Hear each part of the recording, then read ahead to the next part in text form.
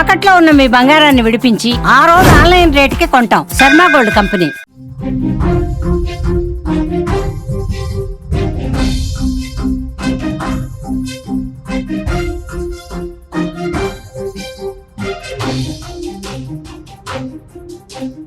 బంగ్లాదేశ్ రాజధాని ఢాకాలో ఘోర ప్రమాదం చోటు చేసుకుంది. బంగ్లాదేశ్ ఎయిర్ ఫోర్స్ కు చెందిన శిక్షణ విమానం F-7BGI ఎయిర్ క్రాఫ్ట్ ఓ పాఠశాల అదేవిధంగా కళాశాల భవనంపై ఒక్కసారిగా కుప్ప కూలిపోయింది.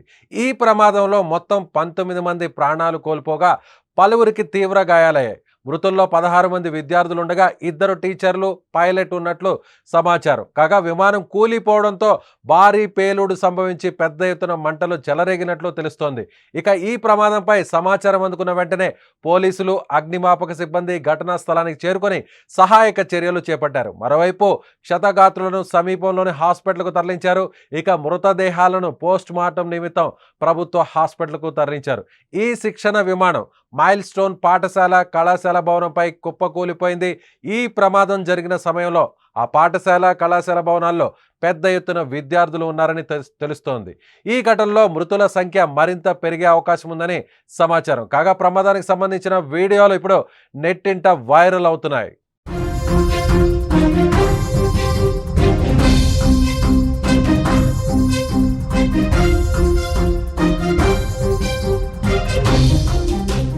ఎస్, అహ్మదాబాద్కు సంబంధించినటువంటి ఫ్లైట్ క్రాష్ ఘటన మరొక ముందే దాదాపుగా సరిగ్గా నెల 40 రోజులు అవుతున్నటువంటి నేపథ్యంలో అదే తరహాలో అయితే అప్పుడు ప్యాసింజర్స్ ఉన్నటువంటి కమర్షియల్ ఫ్లైట్, కానీ ఇప్పుడు బంగ్లాదేశ్ ఎయిర్ ఫోర్స్కి సంబంధించినటువంటి ట్రైనింగ్ ఫ్లైట్. బట్ తేడా ఒకటే, కానీ జరిగిన ఘటన ఇంచుమించు అదే.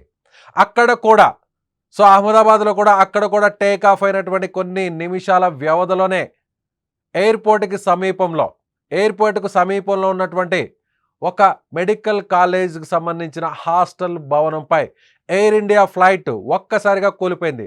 2 ఇంజన్లు ఫెయిల్ అవడంతో నేరుగా అక్కడ కూలిపోయింది. ఈ ఘటనలో 260 మంది చనిపోయినటువంటి విషయం తెలిసిందే. అయితే ఇప్పుడు సరిగ్గా అలాంటి ఘటనే, సరిగ్గా అదే విధంగా అభం శుభం తెలియనటువంటి అమాయకుల మీద పడినటువంటి విమానం వల్ల జరిగినటువంటి ప్రమాదం వల్ల దాదాపుగా 19 మంది చనిపోయారు. ఇక్కడ ఆ రోజు ఉన్నటువంటి ఫ్లైట్లో దాదాపు 240 మంది వరకు ప్రయాణికులు ఉన్నారు. అయితే ఈసారి మాత్రం కేవలం 2 పైలట్లు మాత్రమే ఉన్నారు. ప్రస్తుతం అందుతున్నటువంటి సమాచారం ప్రకారం చూస్తే ఒక ట్రైనీ పైలట్ అదేవిధంగా అతనికి శిక్షణనిచ్చేటువంటి పైలట్, 2 మాత్రమే ఫ్లైట్లో ట్రావెల్ చేస్తున్న వాళ్ళు ఉన్నారు. కానీ మిగిలిన వారంతా కూడా చనిపోయిన 19 మందిలో మిగిలిన వారందరూ కూడా దాదాపు 17-18 మంది అంతా కూడా విద్యార్థులే, స్టూడెంట్సే చనిపోయారు. వాళ్ళకు కూడా ఏం తెలియదు, ఏం జరిగిందో కూడా అర్థం కానటువంటి పరిస్థితి.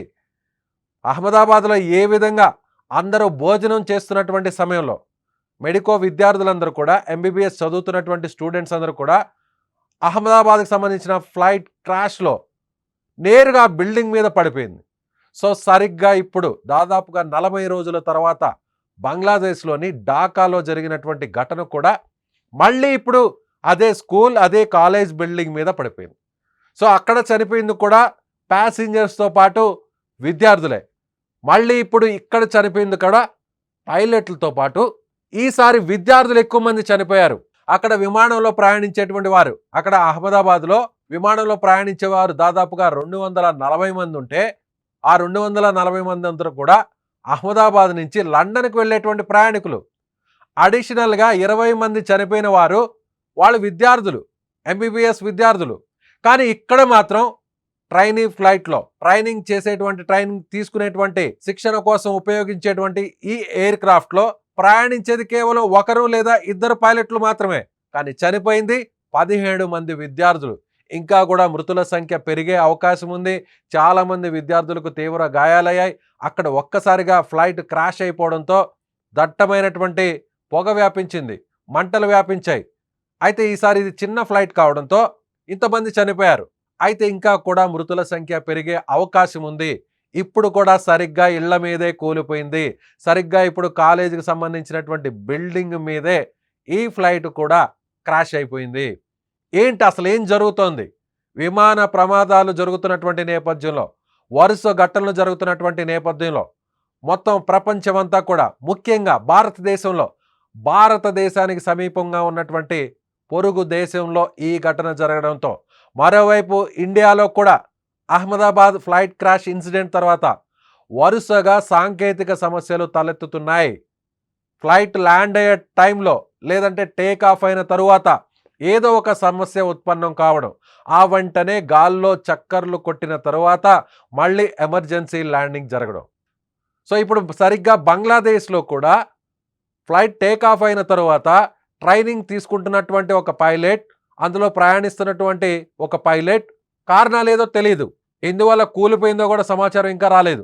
సో ప్రస్తుతానికైతే ఆ ఫ్లైట్ నేరుగా జనావాసాల మీద, అందులోనూ చదువుకుంటున్నటువంటి చిన్నారుల మీద, విద్యార్థుల మీద, కళాశాల విద్యార్థుల మీద, ఆ బిల్డింగ్ మీద పడిపోవడంతో ఏం జరుగుతుందో కూడా తెలియదు. అందరూ కూడా స్కూల్లో పాఠాలు చదువుతున్నటువంటి పరిస్థితుల్లో ఉన్నారు. చక్కగా క్లాసులు జరుగుతున్నాయి. సో టీచర్స్ అందరూ కూడా క్లాసులు చెప్తున్నారు, స్టూడెంట్స్ అందరూ కూడా క్లాసులు వింటున్నారు. కానీ ఒక్కసారిగా పేలుడు, ఒక్కసారిగా మంటలు. ఎందుకంటే పైన ప్రయాణిస్తున్నటువంటి విమానం ఒక్కసారిగా కూలిపోవడం వల్లే. ఇదే విద్యార్థులు, ఇక్కడ చనిపోయినటువంటి విద్యార్థులు కొన్ని సంవత్సరాల పాటు తమ పైన శిక్షణా విమానాలు తిరుగుతుంటే ఎంచక్కా వాటిని చూసి ఆ సౌండ్ విని ఆస్వాదించేవారు, ఎంజాయ్ చేసేవాళ్ళు. ఎస్, మన బిల్డింగ్ పైన నుంచి విమానాలు, ముఖ్యంగా శిక్షణా విమానాలు వెళ్తున్నాయి అంటూ వాటిని చూపిస్తూనో సరదాగా మాట్లాడుకునేవాళ్ళు. కానీ ఈరోజు అదే విమానం తమ ప్రాణాలు తీస్తుందని, అదే విమానం తమను బొగ్గిపాలు చేస్తుందని, తమ శరీరాలను ముక్కలు ముక్కలుగా కాలిపోయే విధంగా మారుస్తుందని ఆ విద్యార్థులు ఊహించలేకపోయారు. ఆ ఉపాధ్యాయులు గెస్ చేయలేకపోయారు. జనావాసాల మీద విమానానికి సంబంధించినటువంటి ప్రమాదానికి ఏమాత్రం సంబంధం లేనటువంటి అమాయకులు అప్పుడు అహ్మదాబాద్లో, ఇప్పుడు బంగ్లాదేశ్లో. అప్పుడు 260 మంది చనిపోయారు. అందులో ఎక్కువ మంది ఫ్లైట్లో ట్రావెల్ చేసే వాళ్ళు ఉన్నారు. కానీ ఈరోజు కేవలం 1-2 మాత్రమే పైలట్ ఉన్నారు, శిక్షణ తీసుకునే విమానం. కానీ చనిపోయింది మాత్రం అసలు ఫ్లైట్కు ఏమాత్రం సంబంధం లేనటువంటి అమాయక విద్యార్థులు చనిపోయారు. ఏం జరుగుతుంది విమానయాన రంగంలో కావచ్చు, సో దేశం ఏదైనా సరే, అది ఇండియా అయినా బంగ్లాదేశ్ అయినా ఎక్కడైనా సరే. అదే విధంగా ఇటీవల లండన్లో కూడా సరిగ్గా మరో ఫ్లైట్ ఇదే విధంగా కూలిపోయింది. సో అక్కడ కూడా దాదాపుగా ఒక 10 మంది పైనే చనిపోయారు. సో అహ్మదాబాద్, ఆ తర్వాత లండన్, మళ్ళీ ఇప్పుడు బంగ్లాదేశ్. జనావాసాల మీద, ముఖ్యంగా స్కూళ్ల మీద, విద్యా సంస్థల మీద అసలు ఏం జరుగుతుంది? అందరూ కూడా విమాన ప్రయాణాలంటే భయపడాల్సినటువంటి పరిస్థితులు తలెత్తాయి. మీకేమనిపిస్తుంది? అభం శుభం తెలియనటువంటి అమాయకులు, విద్యార్థులు, ప్రమాదానికి అసలు ఎలాంటి సంబంధం లేనటువంటి వ్యక్తులు ఇలా విమాన ప్రమాదాల్లో చనిపోవడం పట్ల మీరేమనుకుంటున్నారు? మీ అభిప్రాయాన్ని కామెంట్ బాక్స్లో తెలియచేయండి.